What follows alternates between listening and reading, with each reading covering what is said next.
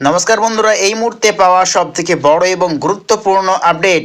আবারও শীতের মাঝে আসছে প্রবল শক্তিশালী ঘূর্ণিঝড়। দেখতে পাচ্ছি এই মাসের শেষের দিকে আবারও রয়েছে বঙ্গোপসাগরে প্রবল শক্তিশালী ঘূর্ণিঝড় শক্তি। তারই প্রভাবে রয়েছে আবারও দক্ষিণ ভারত, উড়িষ্যা, অন্ধ্রপ্রদেশ এবং দুই বাংলার কিন্তু আবারও আবহাওয়াতে বড় সড়ো কিন্তু পরিবর্তন আসতে চলেছে। দেখতে পাচ্ছি কিন্তু আমরা 22 বা 23 ডিসেম্বর নাগাদ দেখতে পাচ্ছি আমরা দক্ষিণ পূর্ব বঙ্গোপসাগরে কিন্তু ক্রমাগত শক্তি সঞ্চয় করছে ঘূর্ণিঝড়, তা কিন্তু ক্রমাগত শক্তি সঞ্চয় করে এগিয়ে আসছে। দেখতে পাচ্ছি আমরা প্রায় 24 ডিসেম্বর মঙ্গলবার নাগাদ দেখতে পাচ্ছি কিন্তু আমরা দক্ষিণ পশ্চিম বঙ্গোপসাগরে কিন্তু আরও শক্তি সঞ্চয় করে কিন্তু এগিয়ে যাচ্ছে দক্ষিণ ভারতের উপকূলের দিকে। তারই প্রভাবে রয়েছে আবারও বড়সড় দুর্যোগের আশঙ্কা। প্রায় ঘন্টায় কিলোমিটার দেখতে পাচ্ছি আমরা, ঘন্টায় হিসাবে দেখতে পাচ্ছি প্রবল শক্তিবেগ প্রায় ঘন্টায় 105 কিলোমিটার গতিবেগ। তা কিন্তু পরবর্তী টাইমে কিন্তু এই স্পিড আরও কিন্তু হতে পারে, তা কিন্তু আবহাওয়ার উপরেই কিন্তু নির্ভর করছে। আবারও ভয়ঙ্কর কিন্তু দুর্যোগের আশঙ্কা রয়েছে। এই মাসের শেষের দিকে রয়েছে আবারও বঙ্গোপসাগরে প্রবল শক্তিশালী ঘূর্ণিঝড়। এই ঘূর্ণিঝড়ের নাম হতে চলছে শক্তি।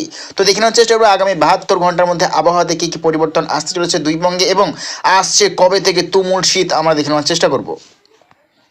তো যদি চলে যাই আজকে ঠিক সকাল থেকে কী কী পরিবর্তন আসছে দুই বঙ্গের উপর আমরা দেখে নেওয়ার চেষ্টা করব।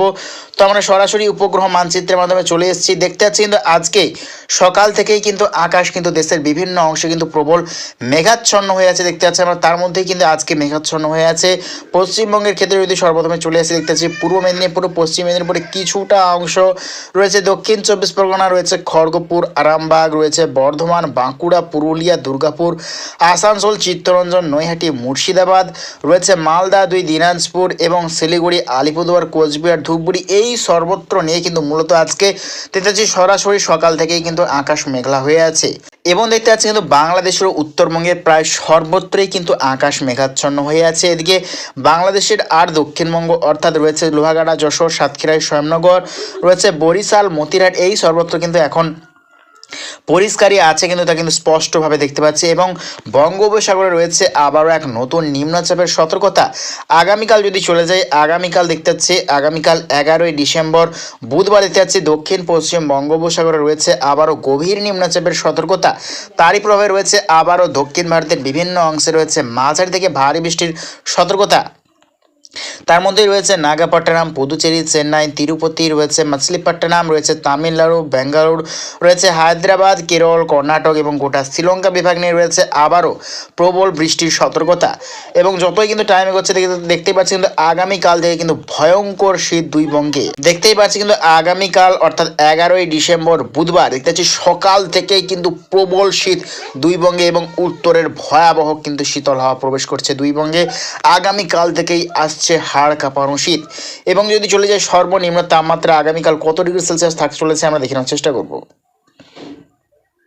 তো আগামীকাল 11 ডিসেম্বর দিতে যাচ্ছে বুধবার সকাল থেকে কিন্তু তীব্র শীত। প্রায় দুই বাংলার দক্ষিণবঙ্গে রয়েছে প্রায় সর্বনিম্ন তাপমাত্রা 14 থেকে 15 ডিগ্রি সেলসিয়াস, অর্থাৎ অনেকটাই কিন্তু তাপমাত্রা কম আজকের তুলনায়। দেখতে যাচ্ছে আজকের তুলনায় আগামীকাল 3 ডিগ্রি কিন্তু তাপমাত্রা কমতে চলেছে দক্ষিণবঙ্গে।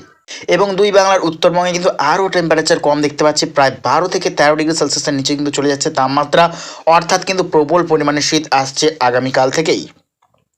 তো যতই টাইম এগোবে দেখে নেওয়ার চেষ্টা করবো আগামীকাল কোন কোন জেলায় কুয়াশার সম্ভাবনা রয়েছে আমরা দেখে নেওয়ার চেষ্টা করবো। তো আমরা যদি কুয়াশা মোড়ে চলে যাই, তো আমরা কুয়াশা মোড়ে চলে এসেছি। আগামীকাল কিন্তু দুই বাংলার উত্তরবঙ্গ এবং রয়েছে বাংলাদেশের পূর্ব বিভাগে রয়েছে প্রবল কুয়াশার সতর্কতা। তার মধ্যেই রয়েছে বাংলাদেশের ক্ষেত্রে রয়েছে সিলেট, মৌলভীবাজার রয়েছে, কিশোরগঞ্জ, মাদন, নেত্রকোনা রয়েছে, আগরতলা, গোটা ত্রিপুরা, কুমিল্লা রয়েছে, দেখতে পাচ্ছি বরিশাল, খাগড়াছড়ি, চট্টগ্রাম, মহেশখালী, টাকনাফ, কুতুবদিয়া, থানচি, রাজধানী, এদিকে দেখতে পাচ্ছি গোটা সিলিং মেঘালয় রয়েছে, রংপুরের উত্তর বিভাগ রয়েছে, উত্তর দিনাজপুর, শিলিগুড়ি, আলিপুরদুয়ার, কোচবিহার, ধূপগুড়ি রয়েছে, দেখতে পাচ্ছি দিনাজপুর, আরও কিন্তু দেখতে পাচ্ছি পুরুলিয়া রয়েছে, ঝাড়গ্রাম। এই সর্বত্র নিয়ে কিন্তু আগামীকাল কুয়াশা থাকার সম্ভাবনা রয়েছে। এবং আগামীকাল থেকেই কিন্তু আসছে প্রবল শীত। যতই কিন্তু টাইম হচ্ছে দেখে নেওয়ার চেষ্টা করবে কী কী পরিবর্তন আসছে। তো দেখতে পাচ্ছি আগামী পরশুদিন অর্থাৎ 12 ডিসেম্বর আরও কিন্তু টেম্পারেচার কমতে চলেছে, অর্থাৎ আগামীকালের তুলনায় কিন্তু আরও 1 ডিগ্রি কমতে চলেছে তাপমাত্রা, অর্থাৎ 9 থেকে 10 ডিগ্রির নিচে কিন্তু তাপমাত্রা চলে যাচ্ছে আগামী দিনে।